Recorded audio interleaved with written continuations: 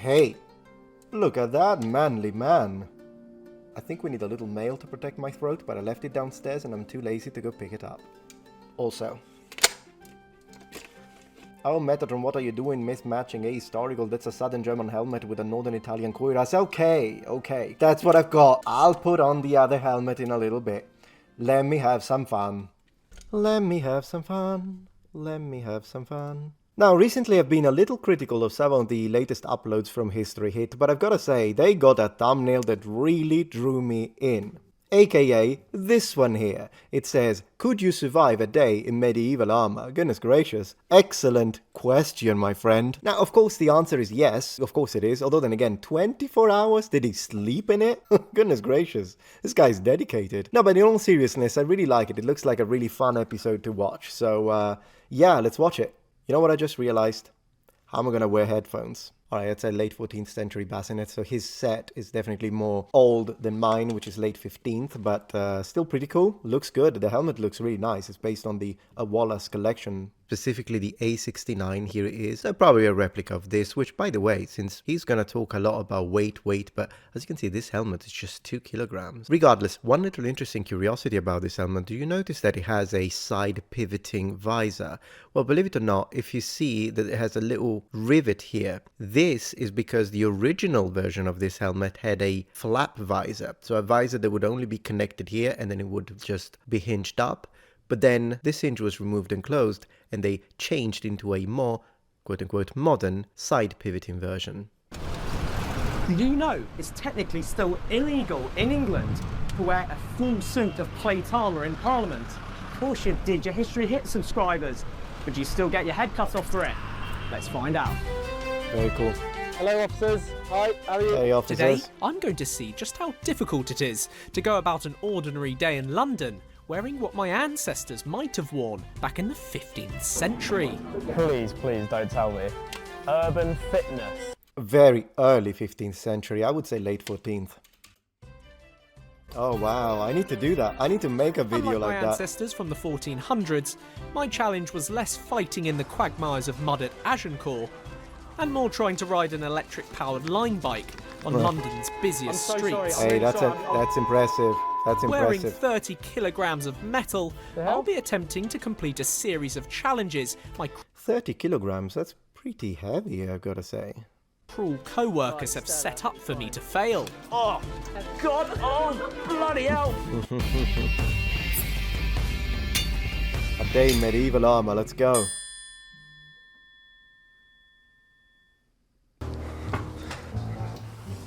Ah, hello, hi. Hi, good morning. Oh, Morning. holy crusade. Hi, How are you? I'm Griff. Hello. Nice to meet you. Very cool. And you?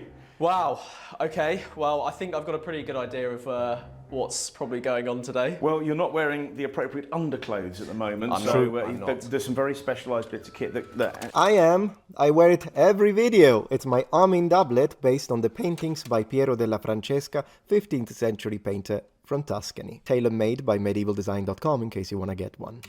are vital to wearing the armour. So we're going to send you away and we're going to give you some nice hose. We're going to give you a nice shirt and something called a paw point, and that's going to help suspend all the armour. So if I give you those, and when you come back, we'll start putting the hot, heavy metal stuff on you. Can't wait. You're not filming this. Oh man. My undergarments were now on. Looks good. But Griff didn't think I looked silly enough, so he gave me some pointy shoes to match. Oh, they look great. I What was are you eager talking to about? put on the hot, heavy metal, and as Griff added more layers, he explained to me the importance of the fit. Yeah. Here is, for example, one of my kits. Not the one I'm wearing right now, although sort of partially. As you can see, mail shirt, brigandine, and that's my arming doublet there with my set of hose. Here we go, the soft part, the beautiful shoes. And that's my arming doublet. Inside is linen.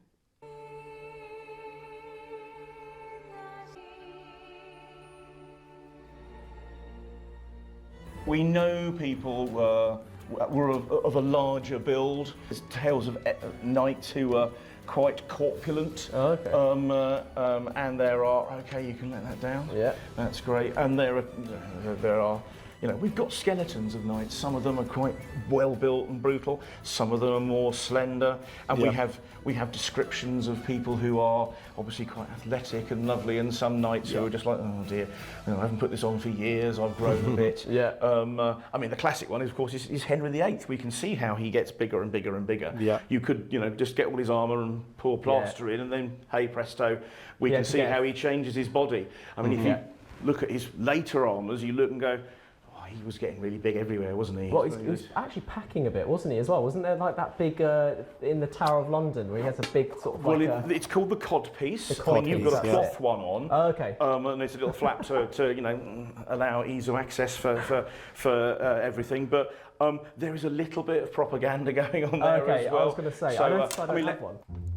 Griff had clearly left the large codpiece at home, but as he continued his anecdotes, it became look at that. evident that being too large as a knight. What's really cool about the greaves that he's wearing there is that they are the one part of the armor that is the most important to get it exactly right. Like if all armor needs to be well tailored, but one piece that you cannot mess up with is the greaves, because the plates are pressure plates in the sense that you have the little leather strap to help, but they really need to fit very, very closely to your calf. So I'm impressed that it's wearing so well for him. It was lucky with that. Could be problematic. I mean, he got so bad for poor old King Henry that, you know, on his last campaign, his injuries were such that he had to reach in and have his armour cut away from his body. It was, you know... What? Yeah, they had to get in and cut the straps quickly and get it off. He was in so much pain. So, I was quite literally beginning to worry what I was getting into. With van braces and chainmail added, it was all beginning to weigh down on me. Well, actually, you're wearing a very convenient shirt that has the parts cut out. I own one of these as well, and it's my favorite because it's easier to put on, and also it reduces dramatically one of the heaviest components of full plate, which, believe it or not, is the mail underneath as a single, probably heaviest component. But plenty of medieval knights, particularly in Italy, still chose, even up to the 15th century, to wear a full shirt. So, yeah, actually it's not too heavy set, the one you're wearing. oh, there we go. Good. How are we feeling? Feeling, I am actually feeling. We'll get you out into some... pretty hot, lads. Yeah. As I came closer to fainting, even more armour was essential for protection.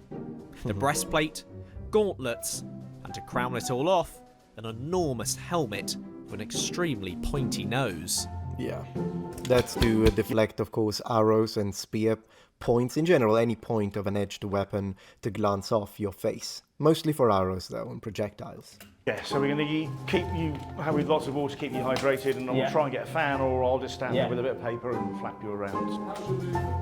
Yeah, it's not bad. Yeah. Yeah, I didn't see that coming. So, are you ready for your day, my lord? I am ready, Squire. Let's go. Right, let's crack Very on. good. It looks good. It looks great. What the hell? Who are you? There's a page, a squire. I salute Holmes, a knight of his majesty, am now dressed for war. Today's battle, living my regular working day in the city, wearing a full suit of armour. Firstly, I need to catch up on my work emails. Gauntlet must remain on. Can I watch it like this? Thank you, Squire. Do you have a name? You don't talk, do you? Right, let's get on with this. Come on. Looking good.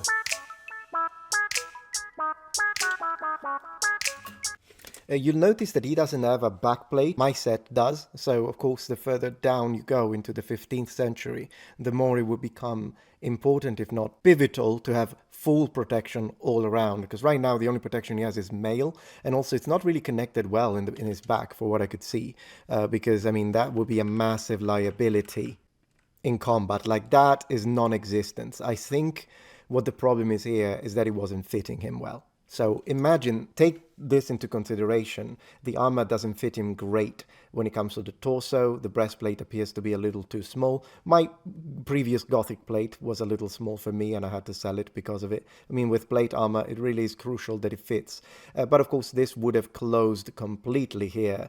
And then even the fact that he's using one of those that it's open, that would only work when you have full plate on both sides, really. Because otherwise, with only wearing the front, you need full mail behind it. Because you can immediately imagine that someone could just stab you through this. It has a little bit of padding, it has a little bit of protection, but not enough for a medieval battlefield. But then again, of course, they're working with what they have, and the fact that the armor doesn't fit him perfectly, it's absolutely normal.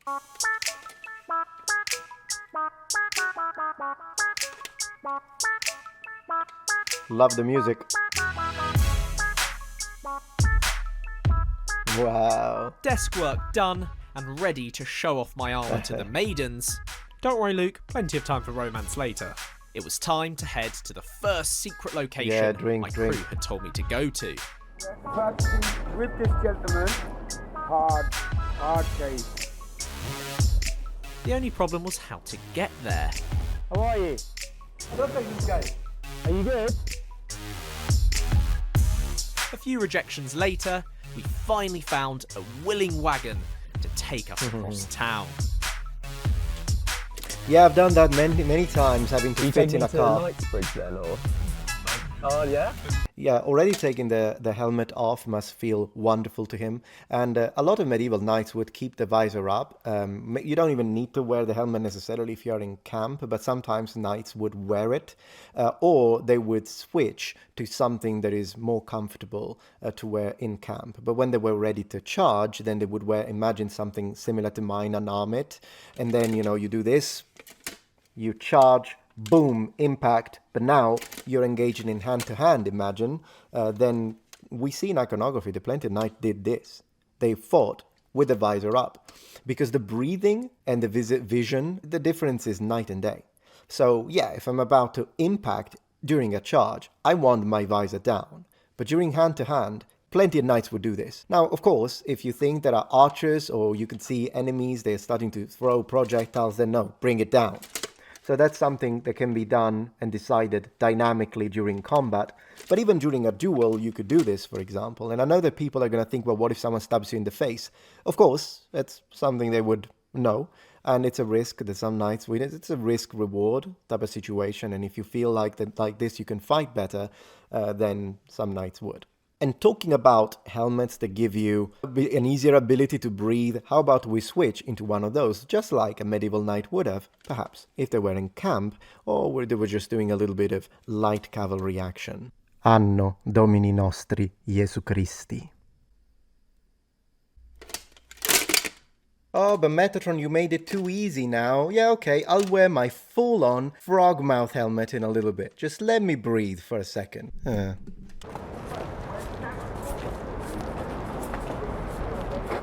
Are you kidding me? Please, please don't tell me. I thought that said Urban Outfitters. Urban Fitness. Yeah, he's going to the gym. Okay, so listen, one thing I want to say just for accuracy, because of course this is it's fun, it's funny, I like it a lot. But note one thing, oftentimes I notice that TV personalities and in general people that are running shows, whenever they put on medieval armor, they kind of emphasize so much with their movements, with their gesture, they're like, they do this a lot, but it's a show.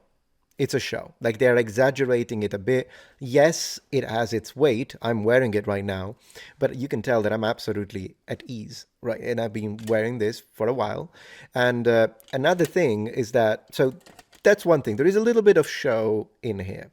The other thing is the fact that probably he's not used to it. I remember the first time that I wore full plate armor. Oh my gosh, it was intense. After a couple of hours, all my muscles were aching and I really wanted to get out of it.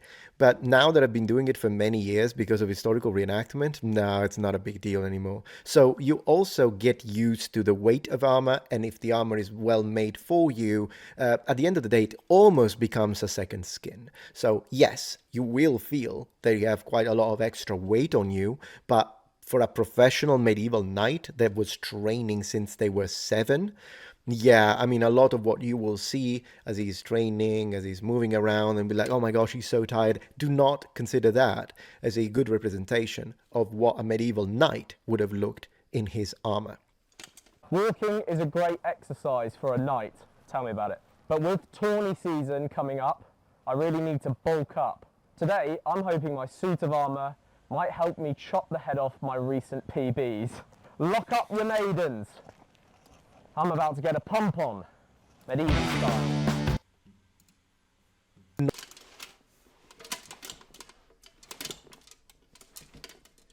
I promise the frog mouth. Here is the frog mouth.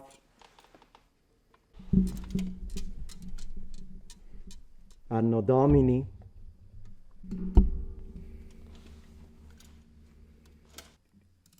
Okay, now we have Night at the Gym. Because I don't know if the music is copyrighted or anything, but yeah, look how well he can move, and that's because of the articulation of the plates. And this is in fact great to kind of debunk that myth that once you're in armor you can't move, which is ridiculous, or you move awkwardly. And by the way, he's doing a really good job with it. He must be fit. So yeah, you can tell that his movements are not impeded and he can move very well. Everything is more costly when it comes to energy, and yeah, he just hit it with the helmet. Have you ever seen a knight? No, not in real life. These lads look really cool. I hope he does some other stuff. Maybe he could do some push-ups, show us how he can get up and down. That'd be very nice. Of course, he's sweating, clearly. Although then again, imagine... Oh, there you go. Yeah, I mean, that's impressive. That's impressive right there. Look at that. Very cool. Oh, and the squire. Pretty fit as well. Nice. Yeah, look at the legs articulation. It's fantastic how it can bend and move to allow, of course, a soldier or a knight or a man-at-arms, a professional combatant, to do their job. Because if they can't get up, how the heck are they going to do what they're supposed to do? To give me a sense of what this could feel like, I spoke to the toughest man I knew. So, if a knight in a battle, they've lost their sword, it's going to happen, isn't it? You might, your sword might could happen, yes. Struck out of your hand, or you might fling it somewhere, and you don't have your secondary sort of armament, then you're going to be sort of using your fists, aren't you? Well, yeah, sure. Although then again, look at the squire right next to you. If he's still close to you, he could give you a poleaxe, for example, or some other types of secondary weapon in case you are weaponless. But yeah, I mean, he's right. It can happen, and absolutely every single component of your armor turned you into a weapon. Your entire body's a weapon at that point. And there would have been quite a lot of like hand-to-hand trying to subdue a knight, put him on the ground, and that kind of stuff. Yeah. Absolutely everything. There's a weird thing. We're all supposed to be chivalrous, and on the battlefield it's utter carnage. Very good. If you can gouge the other guy's face out with your gauntlets, then go for it. Spot on. Yeah. One of the problems, I don't like wearing these in battle because I then have a pivot point on you. Oh, I'm yeah. not going to do anything to you, but I you can guess. feel I could grab hold of that, and if I've then locked your arm out or something, and I'm stepping in behind there, you're in trouble. You see it in films like The King when the two knights are basically just on top of each other, almost wrestling in a way. Is that brilliant? The Chaucer line of the gentle, perfect knight. Just knee him in the ground, and stamp on his face, punch, punch, punch.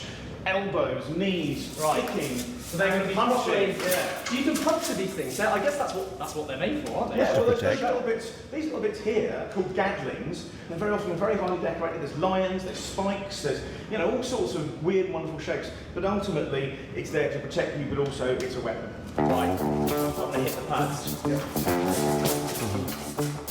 If you move like that, you're going to get tired. Talk of fighting was because he's doing getting me wound kickboxing. up. So like all the coolest guys in the gym, I took out my frustration on the bag. There you go, he's gone. He's gone. Clearly fitness was an issue. Yeah, as I say, they do that a Cardio. lot for a show. I'd like to give a well-made armor to a modern-day soldier who's done a couple of tours, like veteran. Not veteran in the sense that they're old, but veteran in the sense that they've done some stuff. And, because modern-day soldiers have to carry a lot of gear, and it gets as heavy as a medieval full plate armor, absolutely. Sometimes it can even get heavier if you don't consider the fact that a lot of the stuff that a medieval soldier carries, well, he can still give stuff to his pages and squires, and modern day soldier, you gotta carry it. So yeah, that'd be good, and see how that goes. London Underground.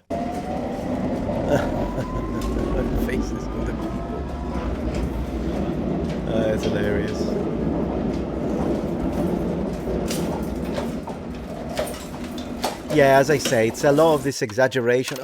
Oh, I can't move. Oh, I don't see anything. It's all for show. All right, let me change helmet because why not?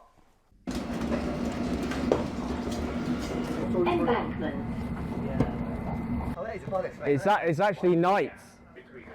It's knights, not Vikings. Oh, thank you. Let me see the pub part. Right.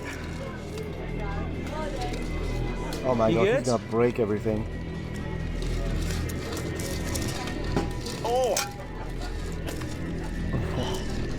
Hello. Hello. Hi. I'm here for a trial shift. Yeah, come through. I saw the advert online. Yeah, thank you very much. Oh my god. This is hilarious. Wow. Look at this. Okay, so who wants a pint? Can I serve you, sir? Yeah? What can I get you? Okay, this one might be on the house because I don't know how well I'm going to pour it. I'm going to use. Are you allowed to choose which one you use? No. Oh Okay. no, don't break the glass. Okay. Oh, don't break the glass. It's really hard to do with gauntlets on. I'm sure you can appreciate. How's your day going? All the way down. I'm going to slowly turn it up. And then look at that. Hey, he did it. That's beautiful. It's gonna You taste happy like with that? steel No. and Is that oil. not? Oh, is that not? Oh, is it too much? Too much head? Okay, can I Just leave it there, let it rest for a bit. Yeah, let it rest. Let it rest. Well, that's what I was trying to do is because I was trying to pour it in a way where you can just let it rest. But yeah, I mean, overall, pretty cool video. Absolutely check it out. I don't want to like kind of watch the whole thing. It's 45 minutes long, but yeah, it was pretty good. And I gotta say, he did a pretty good job with the beer. Anyways, all things considering. And yeah, medieval people did drink beer, and in the early Middle Ages, they even consider it a form of food. But anyways, noble ones, I hope you enjoyed this. Thank you very much for watching, and I'll see you tomorrow for my next video. And remember, the Metatron has spread his wings. Goodbye.